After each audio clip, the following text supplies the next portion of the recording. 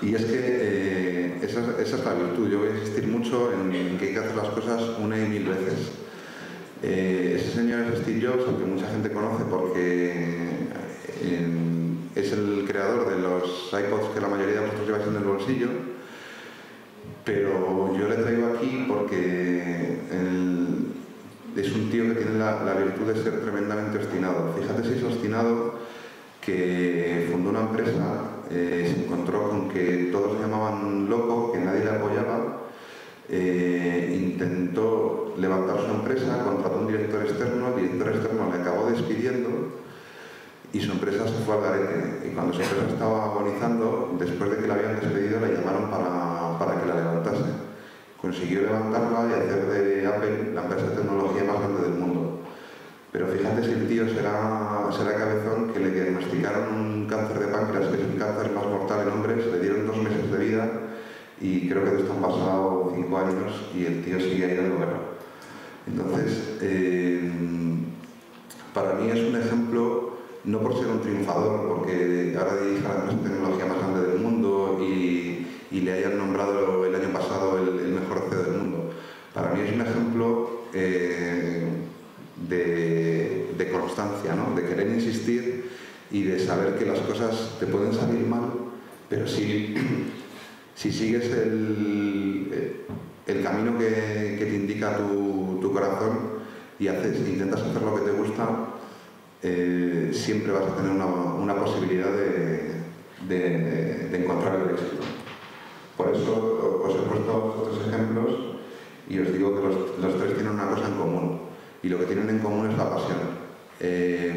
Yo, aunque vengo hoy un poco acatarrado y tal, y no soy muy apasionado, soy muy defensor de la pasión, de hacer las cosas que te gustan. Porque como dice este señor que tenéis aquí, que es Ken Robinson, al que os recomiendo buscar en Google y que escuchéis alguna charla suya en TED.com, que es un foro estadounidense donde va gente a dar unas charlas magistrales. Este señor aboga porque no estéis aquí sentados, aboga por revolucionar la educación y bueno, pues que cambiar todo el sistema educativo para intentar potenciar el talento y no la mediocridad a la que nos empujan ciertos sistemas. Él lo que dice es una cosa muy sencilla y es lo que todos habréis notado. Si haces algo que te apasiona, como es mi caso, montar mi negocio, pues tienes que dedicarle muchas horas, mucho esfuerzo, pero es que lo haces sin darte cuenta, porque cuando haces lo que te gusta, el tiempo se te pasa volando, no tienes la sensación de trabajar. Yo me levanto cada mañana no para ir a trabajar preocupado, me levanto para perseguir mi sueño. Bueno, voy a intentar acortar, que me estoy yendo un poco por las ramas, pero bueno, me estaréis preguntando todos o estaréis diciendo, joder, vale, está muy bien que me cuentes este rollo, que hagas que intentes hacer lo que te gusta. Y bien, ¿cómo lo vamos a hacer? La situación es difícil, salimos de la universidad, tenemos mucha competencia, el mercado laboral está muy mal. Sí, yo lo entiendo y tenéis razón. Yo he pasado por el mismo lugar en el que estáis vosotros, me he hecho todas esas preguntas y al final, buscando cuál era la mejor arma para lograr mis objetivos, me di cuenta que la tenía desde que nací. Y además la buena noticia es que todos vosotros la tenéis. Y es esa, es la sonrisa. Es una cuestión un poco personal, pero a mí cuando me piden que haga un currículum me da mucha vergüenza, porque me dicen, ¿cómo has conseguido las cosas? Y digo, bueno, pues lo mejor que he conseguido en mi vida ha sido porque le sonreía a alguien. Es así, el intentar montar un negocio, perseguir tus sueños es algo que nos da mucho miedo a todos, pero cuando encuentras esa fuerza para decir, ¿por qué no? Sonreír y tirar para adelante, es increíble, a la gente le encanta. La semana pasada estuvo aquí en España Guy Kawasaki, que si algún día queréis montar un negocio o si no lo queréis montar, si no tenéis ganas de montarlo, os recomiendo que leáis su libro El arte de empezar, porque os dan ganas de montar un negocio. Y si tenéis ganas de montar un negocio, os lo recomiendo más todavía porque os enseñará que estáis perdiendo el tiempo si no lo hacéis, ¿no? Pues yo vi a este señor el otro día en CICOD y joder, me cabré mucho porque había preparado la presentación y el tío vino a hablar precisamente de esto, del poder de la sonrisa, y le han pagado una pasta por hacer esa presentación. Y al final dice lo mismo, ¿no? Acaba de publicar un libro que se llama El arte del encantamiento, y es que es así, les pueden enseñar muchas técnicas de negociación, podéis estar muy preparados para intentar conseguir destacar en un mercado, pero si no consigues que la gente con la que trabajas esté motivada, no vas a poder alcanzar ese éxito. Está científicamente demostrado que sonreír alarga el cerebro y la vida, o sea, cura enfermedades. Bueno, se me ha desparramado todo un poquito, pero bueno, entraba en todo previsible, así que pongo al final un resumen. A la hora de montar un negocio, del que no se ha hablado mucho, lo más importante es tener un buen mercado, un mercado que puedas amar. Vosotros tenéis la suerte de estar en un sector grandioso como es el turismo. En este país el turismo creo que sigue siendo la mayor industria. A la gente le encanta viajar. Me diréis, está todo inventado, ¿qué voy a montar yo ahora en temas de turismo?